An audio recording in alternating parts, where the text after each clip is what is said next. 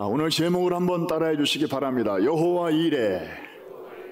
인생을 살다 보면 누구나 크고 작은 위기를 만납니다. 그런데 이런 위기의 대부분은 우리가 예상한 것도 아니고 정말 예측할 수 없는 방식으로 우리에게 다가오죠. 그러나 이런 불청객과 같은 그 위기는 비록 우리가 선택할 수는 없지만 이 위기가 찾아왔을 때 우리의 반응 혹은 우리의 그 태도는 우리 자신이 얼마든지 선택할 수 있습니다. 그래서 위기, 크라이시스라는 말 자체는 위험이 따르는 기회다, 그런 뜻이죠. 그래서 오히려 이 위기를 우리가 잘만 소화하면 새로운 미래로 나아가는 그런 그 절호의 찬스가 될 수 있습니다. 오늘 본문은 하마터면 정말 큰일 날 뻔한 위기를 맞이했지만 그것을 기회로 멋지게 바꾼 한 믿음의 선배를 소개하면서 여러분에게도 이 뉴 노멀 시대에 그런 동일한 하나님의 은혜가 있기를 주의 이름으로 축복합니다. 믿음의 조상이라고 일컬어지는 아브라함에게 어느 날 크나큰 위기가 닥쳐왔습니다. 아들을 바치라는 것입니다. 그런데 이 아들은 어떤 아들입니까? 도저히 낳을 수 없는 아들을 기적적으로 얻은 아들이었습니다. 문자 그대로 눈에 넣어도 아프지 않을 만큼 소중한 외아들이었습니다. 그런데 제단에 제물로 바치라는 하나님의 지시가 떨어진 것입니다. 여러분, 어린이를 불로 태워서 제물로 드리는 이런 일은 당시 가나안의 우상 종교 중에 몰렉이라는 신이 있었는데 그런 종교에서나 하는 아주 미개한 그런 방식의 제사였습니다. 그런데 어찌된 일인지 가장 인격적이고 가장 선하신 여호와 하나님이 그런 제물을 원하시다니 아마 아브라함은 좀 심경이 복잡했을 것입니다. 그리고 아니 주실 때는 언제고 한 15, 16년 잘 키웠더니 도로 달라고 하시는 거는 또 뭔가 이런 여러 가지 생각이 들었을 것입니다. 지금 아브라함은 선택의 갈림길에 서 있습니다. 자, 이런 말도 안 되는 명령을 내리는 하나님을 원망하고 불순종하고 하나님과의 결별을 선언하고 아들의 손을 잡고 마이 웨이를 갈 것인지, 아니면 참으로 이해하기 어렵지만 내가 모르는 것뿐이지 뭔가가 있을 거야, 내가 아는 하나님은 지금까지 어떤 일도 허투루 하신 적이 없는 분이야, 그러면서 여전히 하나님을 신뢰하고 또 순종의 걸음을 갈 것인지, 지금 이쪽이냐 그 갈림길에 지금 아브라함은 서 있는 것입니다. 결론부터 말씀드리면 아브라함은 원망이 아닌 순종, 절망이 아닌 믿음을 선택했습니다. 이럴 때 하나님은 어떻게 하셨습니까? 어린 순양 한 마리를 준비하셨다가 아들 대신에 제물로 바치게 하셨습니다. 그리고 그에게 새로운 미래를 활짝 열어주시고 그로 하여금 많은 민족들에게 믿음의 조상일 뿐만 아니라 Father of many, 열국의 아버지로 칭송받는 사람이 되게 하셨습니다. 그리고 그로 하여금 하나님을 새롭게 만났던 그 장소에 이름을 바꿔주셨는데 바로 여호와 이레라고 부르게 하셨습니다. 한번 따라해 주실까요? 여호와 이레. 하나님의 이름이라고도 할 수 있지만 더 정확하게는 땅 이름입니다. 땅 이름. 여호와 이레는 여호와와 이레라는 두 단어가 합쳐진 말인데 여호와 스스로 있는 자, 그런 뜻이죠. I am who I am, 그런 뜻이고요. 이레는 준비한다, 미리 본다, 그런 뜻입니다. 그래서 영어로 말하면 God will provide. 하나님이 공급하신다, 이런 뜻인데요. 이 provide, 공급한다는 뜻을 또 풀어보면 프로라는 말과 vide 혹은 vision이라는 말이 합쳐진 말인데, 프로는 앞서서 미리 그런 뜻이고, vision 이것은 본다 그런 뜻이죠. 그래서 여호와 일의 하나님은 우리가 보지 못하는 장래의 일을 미리 먼저 이렇게 내다보시고 일찌감치 우리의 필요한 것을 준비하셨다가 때가 되면 온 타임에 그것을 공급해 주시는 분, 바로 이런 뜻이 되겠습니다. 너무 은혜롭지 않습니까?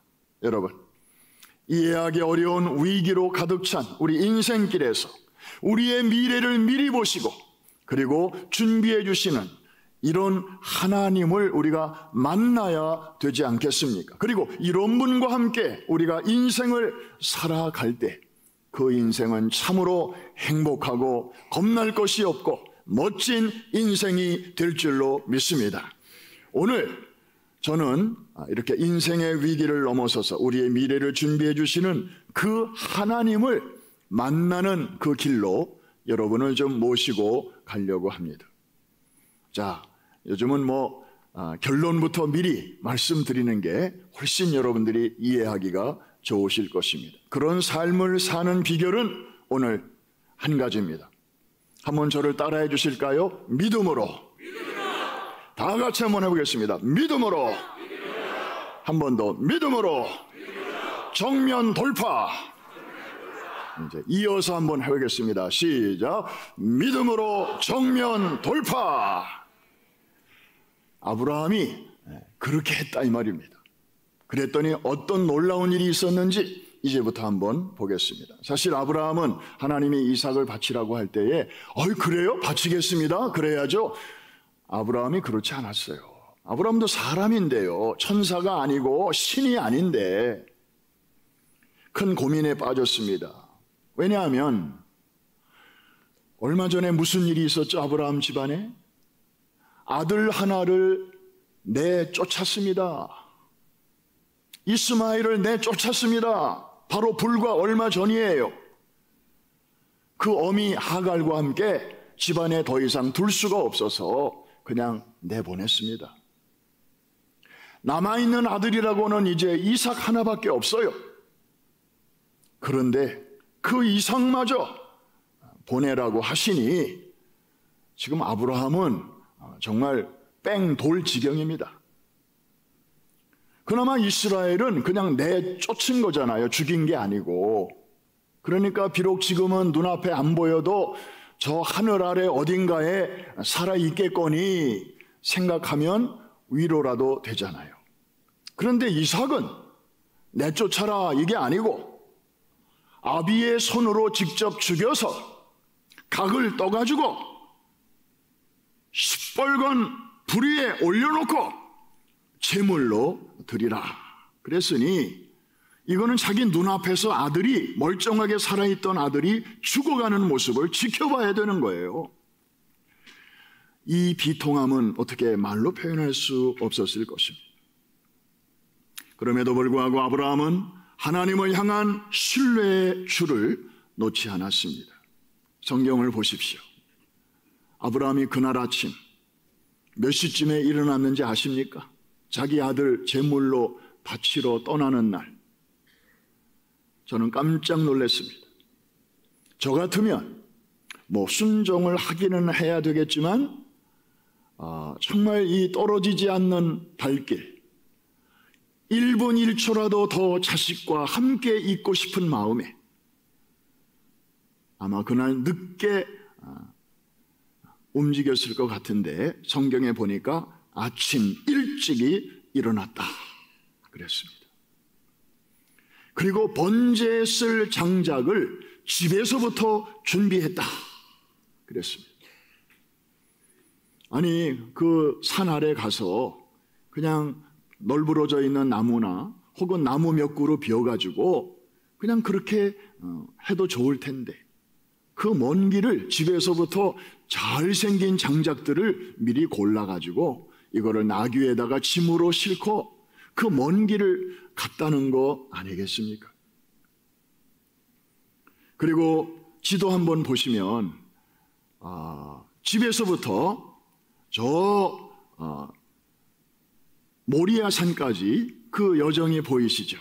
자, 지금 브엘세바 집에서부터 떠납니다. 그러면 헤브론을 지나서 저 모리아 산, 지금의 예루살렘입니다. 거기까지 약 50마일, 80km. 그래서 100살이 넘은 그 아브라함이 아들과 함께 그리고 종들 몇 사람과 나귀에다 짐을 싣고 걸어가는데 3일 길이라 그랬습니다. 그리고 산 밑에 도착해서는 종들과 헤어지면서 이제 아들과 단둘이 저 산 정상을 향하여 올라가고 있는데 아들이 묻습니다. 아버지, 불은 지금 아버지가 갖고 가고 있고 장작은 지금 제가 미고 가고 있는데 정작 바칠 재물은 왜 없어요? 재물은 어디 있는 거예요? 이렇게 묻습니다. 아브라함이 대답합니다. 내 아들아, 번제할 어린 양은 하나님께서 저 위에서 친히 준비해 놓으셨을 거야. 물론 아브라함은 이렇게 묻고 있는 아들이 잠시 후면 재물이 된다는 사실을 잘 알고 있었습니다. 동시에 아브라함은 하나님께서는 어떻게 해서라도 자기가 제물로 바치는 아들의 생명을 다시 되돌려 주실 것을 굳게 믿고 있었음이 분명합니다. 성경이 그것을 뒷받침해주고 있기 때문입니다. 그 확실한 증거가 5절에 있는데 여러분들이 한번 찾아보시겠습니까? 자, 5절입니다. 다 같이 시작. 이에 아브라함이 종들에게 이르되 너희는 나귀와 함께 여기서 기다리라. 내가 아이와 함께 저기 가서 예배하고 우리가 너희에게로 돌아오리라. 여러분, 저 말씀 속에서 우리가 너희에게로 돌아오리라 주목하셔야 됩니다. 내가 돌아오리라 해야 정상 아닙니까? 올라갈 때는 둘이 올라갔다가 내려올 때는 혼자 내려와야죠. 그런데 아브라함은 저렇게 얘기하고 있습니다. 한번 같이 해주세요. 우리가 너희에게로 돌아오리라. We will come back to you. we라는 저 인칭 대명사를 아주 선명하게 쓰고 있습니다. 우리가 얼마 전까지 쓰던 개역 성경에는 저 말이 생략되어 있어요. 그런데 지금 쓰고 있는 개역 개정 성경에는 저 말이 아주 분명하게 저렇게 나와 있어서 참 다행입니다. 그러니까 아브라함은 자기와 함께 아들이 반드시 살아서 산 밑으로 함께 내려올 것을 굳게 믿고 있었던 것입니다. 이게 이제 아브라함의 신앙이었죠. 그렇다고 안 죽이겠다는 게 아니었습니다. 아브라함은 제물로 바치려고 단단히 마음을 먹고 지금 여기까지 온 것입니다. 그런데 하나님은 읽으셨습니다. 그래서 자, 히브리서 11장 17절과 19절에 그 사건을 저렇게 잘 정리하고 있는데요. 자, 제가 17절을 읽겠습니다. 아브라함은 시험을 받을 때에 믿음으로 이삭을 드렸으니 저는 약속을 받은 자로되 그 독생자를 그 다음에 묻습니다. 드릴 뻔했습니까? 아니면 드렸습니까? 다시 묻습니다. 저 말씀 보고 대답하셔야 돼요. 그 독생자를 드렸나요? 아니면 안 드렸나요? 하나님이 보실 때는 드린 거예요. 드린 거예요. 드렸느니라. 그 다음에 19절 한번 같이 한번 큰 소리로 읽겠습니다. 시작. 저가 하나님이 능히 죽은 자 가운데서 다시 살리실 줄로 생각한지라. 비유컨대 그를 죽은 자 가운데서 도로 받은 것이니라. 저게 바로 아브라함의 그 당시 믿음이었습니다. 나는 죽인다. 나는 바친다. 나는 순종한다. 그것이 내 미션이다. 내가 할 일이다. 내가 지시받은 사항이다. 나는 순종한다. 그러면 하나님은 당신의 몫을 하실 것이다. 내게 주시는 씨를 통하여 천하만국이 복을 얻게 하실 것이라고 했는데, 그 씨가 바로 이 씨인데, 얘를 나는 죽인다.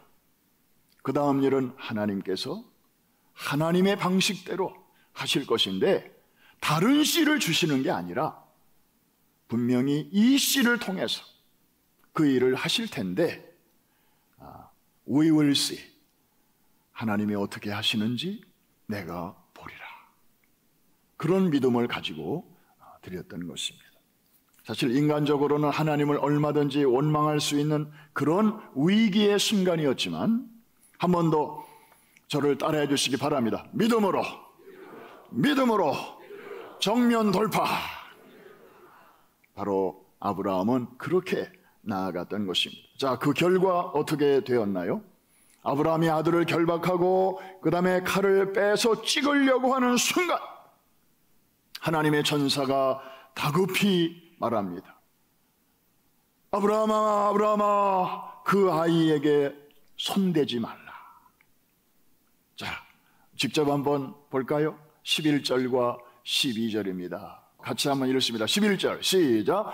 여호와의 사자가 하늘에서부터 그를 불러 이르시되 아브라함아, 아브라함아 하시는지라. 아브라함이 이르되 내가 여기 있나이다 하매, 사자가 이르시되 그 아이에게 내 손을 대지 말라. 그에게 아무 일도 하지 말라. 내가 내 아들 내 독자까지도 내게 아끼지 아니하였으니 내가 이제야 내가 하나님을 경외하는 줄을 아노라.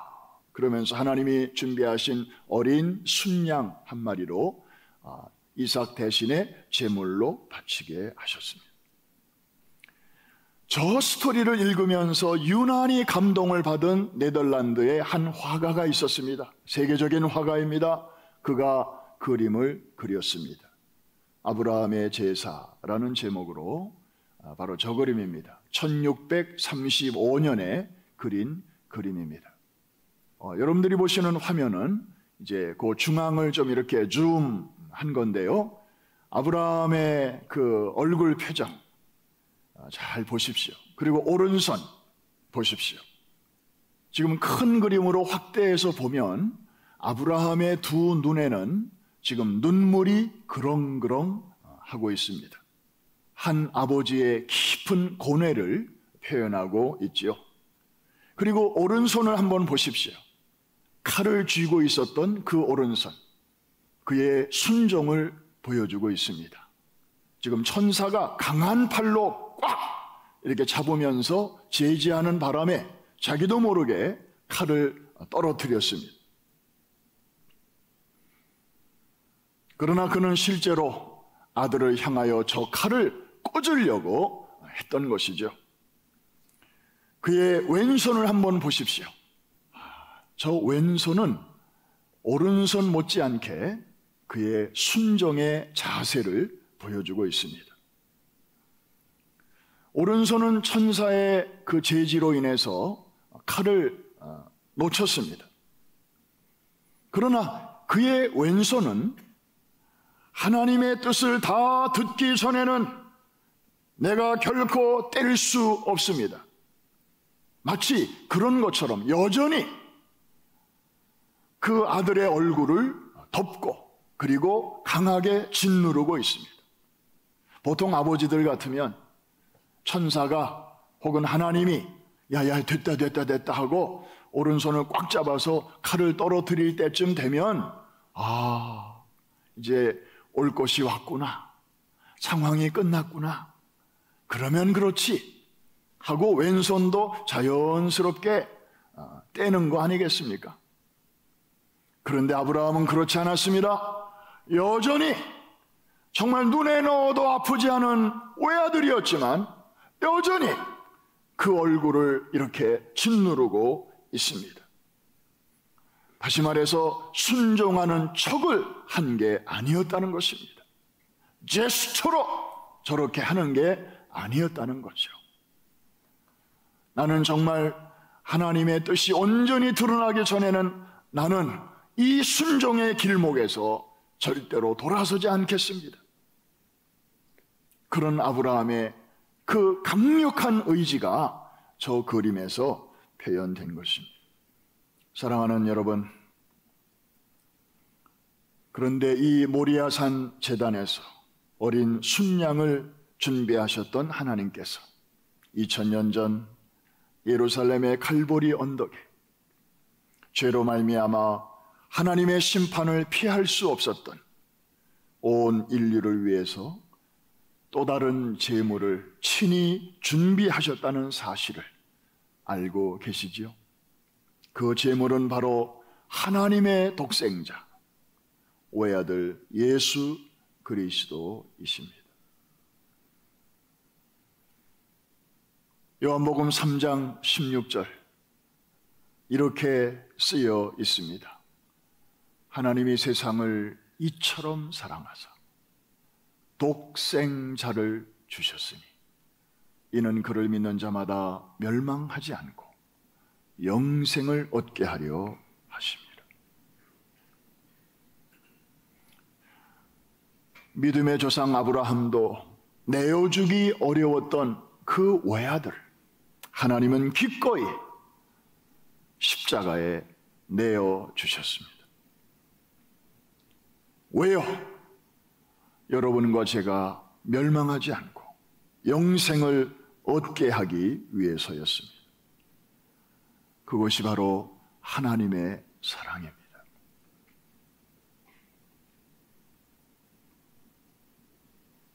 들은 얘기입니다.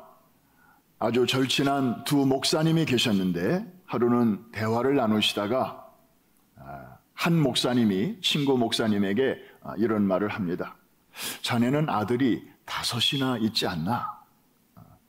우리는 자식이 하나도 없네. 그러니까 그 5 중에 하나만 좀 양자로 보내주면 어떻겠나?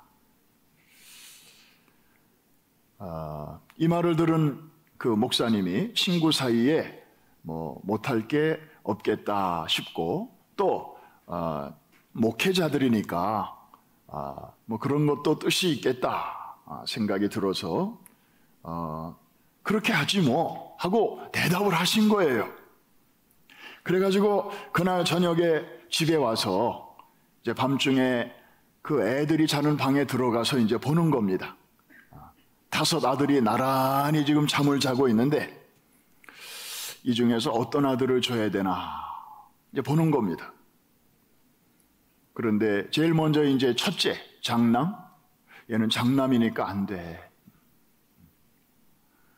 장남은 어느 집이나 꼭 필요하잖아. 그 다음에 둘째를 줄까 생각했더니 둘째는 제일 인물이 좋아. 잘생겼어요. 얘를 줄 수가 없겠더라고요. 셋째를 줄까 봤더니 얘는 머리가 제일 좋고 똑똑해. 공부를 제일 잘해요. 그러니까 얘도 줄 수가 없는 거예요. 그 넷째를 줄까 하고 생각했더니 넷째는 5 형제 중에서 제일 몸이 약해. 맨날 병치레 해. 불쌍해서 얘는 또 줄 수가 없어요. 그러면 이제 하나 남았잖아요. 이 막내를 이렇게 보니까 얘는 그냥 하는 짓이 너무 이뻐.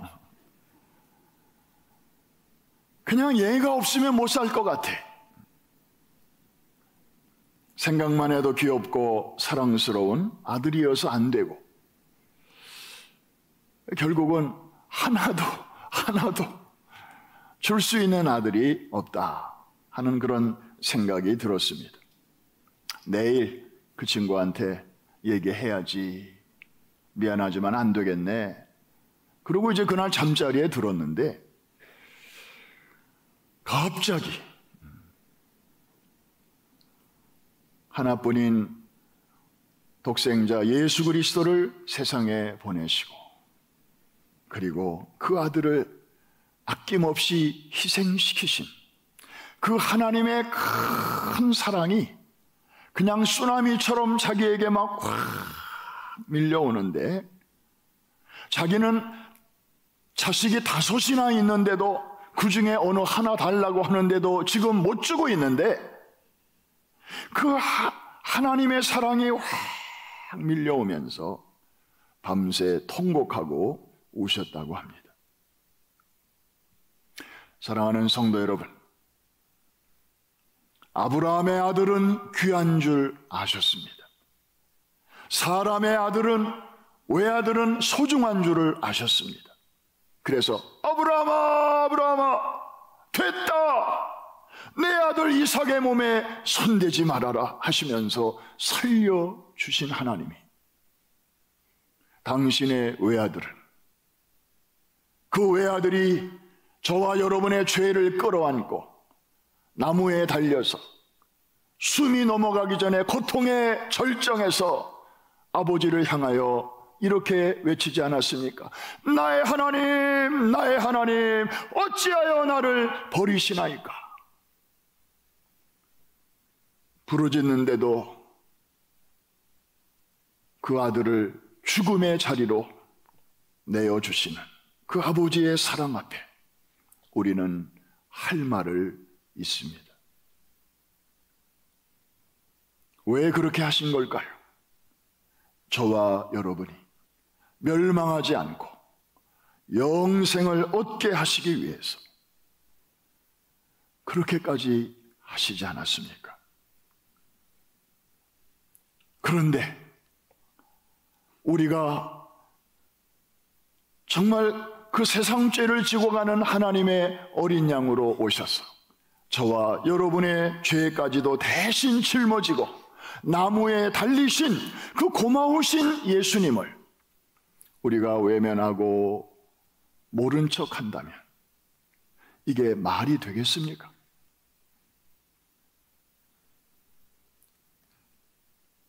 말씀을 마칩니다. 사랑하는 성도 여러분, 혹시 지금 여러분들이 아무리 생각해도 이해할 수 없는 그런 어려운 시련이나 혹은 시험 가운데 계신 분이 있습니까? 영어로 말하면 테스트죠. 하나님은 우리를 절대로 템테이션, 유혹하시는 법은 없습니다. 항상 테스트. 우리 지난 학기에 지난 주간 또 이번 주간에 성서대학 학생들은 이제 아무도 피해갈 수 없는 중요한 그 마지막 관문을 통과하게 되는데 그게 바로 테스트입니다. 알아요. 그 테스트가 없으면 얼마나 좋을까. 그런데 테스트를 없앤다고 생각하면요, 그게 꼭 여러분들에게 다 유익할까를 생각해 보면 또 그거 아니다 싶어요. 왜? 이번 학기에는 테스트 없습니다 그러면 할렐루야 뭐 이럴 거예요. 그런데 테스트가 있다고 하면 한 번 더 들여다봅니다. 한 번 더 들여다봅니다. 그러면 그만큼 우리에게 유익이 되면 됐지, 약간 스트레스는 있지만. 그래서 지금까지 인류의 역사상 테스트가 없었던 학교가 없습니다. 테스트가 전혀 우리에게 도움이 안 된다 그러면 뜻 있는 교장 선생님들은 다 테스트 없앨 거예요. 근데 제가 어렸을 때도 있었고 중학생 때도 있었고 고등학생 때도 있었고 대학생 때도 있었고 지금 성서대학도 있고 왜 있는 것입니까? 약간의 스트레스는 있지만, 약간의 긴장은 있지만 그것이 우리에게 더 도움이 되기 때문에, 그래서 희미하던 것들이 더 분명해지고 미처 깨닫지 못했던 것들이 또 이 테스트를 통해서 분명하게 내 안에 잘 박힌 목과 같이 쑥 자리 잡게 되고, 아멘 안 하셔도 할 수 없습니다. 이거는 그냥 사실입니다. 그래서 이 테스트는 당장은 긴장되고 스트레스가 있지만 지나고 나면 유익한 것이 바로 이 시험입니다. 네, 유혹은요, 거꾸로예요. 당장에는 너무 좋아. 이야, 세상에 이런 즐거움이 없어요. 그런데 지나고 나면 허무 그 자체. 지나고 나면 가정에 문제 생기고, 지나고 나면 자식들에게 상처 주고, 주변 사람과의 관계 망가지고, 아무런 의미가 없는 게, 이게 바로 사단이 주는 유혹입니다. 여러분 이거 잘 분별하셔야 돼요. 하나님은 절대로 우리를 템테이션 하시는 법이 없습니다. 하나님이 우리에게 허락하시는 것은 언제나 테스트입니다. 이해가 되시면 아멘. 그러므로 우리가 아브라함처럼 정말 때로는 이해할 수 없는, 마치 자식을 바치라는 것처럼 너무나 무모하고, 그리고 정말 잔인하고, 그리고 상식에 맞지 않는 것 같은 그런 혼돈 속에 있을 때, 그리고 아주 어려운 그 시험 기간 중에 있을 때, 여러분 잘 생각하셔야 됩니다. 이런 때일수록 이제 선택은 여러분의 몫이라 그랬잖아요. 이게 내가 오는 것은 내가 어떻게 선택할 수도 없고 막을 수도 없어요. 이미 왔어요. 그런데 그거를 내가 어떤 자세로 맞이하느냐 하는 것은 all up to you. 여러분이 얼마든지 선택할 수 있습니다. 이런 시간이야말로 여러분이 철저하게 하나님을 신뢰해야 하는 시간입니다. 쉽지는 않을 거예요. 왜? 당장에 주는 그 혼란과 충격이 너무 크기 때문에 거기서 하나님을 바라보기는 너무 쉽지 않을 거예요. 그러나 우리는 그럼에도 불구하고 그 줄을 놓치면 안 되는 것입니다. 그래야 영적으로 한 단계 더 우리가 업그레이드가 될 수 있기 때문이고, 그 위기가 그냥 위기로 끝나는 게 아니라 축복으로 나아갈 수 있는 하나의 디딤돌이 되기 때문입니다. 여러분 생각해 보세요. 로마서 8장 32절에 이런 말씀이 있습니다. 자기 아들을 아끼지 아니하시고 우리 모든 사람을 위하여 내어주시니가 어찌 그 아들과 함께 모든 것을 우리에게 선물로 주시지 않겠느냐. 여러분 이 바울의 그 레토릭, 이 수사법, 이 논리가 여러분들의 마음속에 그냥 꽉 좀 다가왔으면 좋겠네요. 제가 언변이 없어서 그냥 이렇게 밖에는 설명 못하는 게 참 답답할 뿐입니다. 한 번 더. 자기 아들을 아끼지 아니하시고 우리 모든 사람을 위하여 내어주시니가 어찌 그 아들과 함께 모든 것을 우리에게 은사로 선물로 주지 아니하시겠느냐. 가장 소중한 아들까지도 아낌없이 내어주신 하나님이시라면 그보다 덜 중요한 거는 뭘 아끼시겠는가 하는 것입니다. 우리 하나님은 바로 그렇게 넉넉하신 분이십니다. 뭐가 부족해서 우리 보고 자꾸 내놔라, 달라, 바쳐라 그런 분이 아니시라는 것입니다. 사랑하는 성도 여러분, 하나님을 끝까지 신뢰하시기를 주의 이름으로 축복합니다. 이게 중요한 거예요. 하나님은 그런 사람들을 찾으십니다. 그리고 그런 사람 보시면 감동을 받으시는 거예요. 예수님도 일찍이 탄식하셨잖아요. 마지막 때 믿는 자를 보겠느냐. 믿는 자 보기 어렵다는 거죠. 어려울 것이라는 거죠. 주님은 미리 내다보셨어요. 그런데 여러분이 아닙니다. 지금은 내가 다 이해할 수 없지만 하나님이 이런 일을 우리에게 허락하신 것은 또 하나님이 내게 그렇게 말씀하시는 데에는 뭔가가 분명히 있는 줄로 내가 압니다. 믿음으로 합니다. 저는 하나님을 끝까지 신뢰하겠습니다. 여호와의 성실하심을 식물로 삼겠습니다. 시편에서 다윗이 고백한 것처럼 하나님의 인자는 생명보다 낫습니다. Your love is better than life. 비록 내 사랑하는 가족이 하나님의 섭리 가운데서 우리 곁을 우리는 좀 더 오래 있기를 원했지만 그 젊은 나이에 하나님이 내 가족을 데려가셨어도 우리는 하나님을 향하여 실망하지 않겠습니다. Your love is better than life. 주의 인자는 생명보다 더하십니다. 여러분, 그러면서 하나님을 찬양할 때 하늘 보좌에 계신 하나님께서 그런 모습을 보시면서 어떻게 하시겠습니까? 아마 이야, 오늘날 같은 세상에도 너 같은 사람이 있었구나.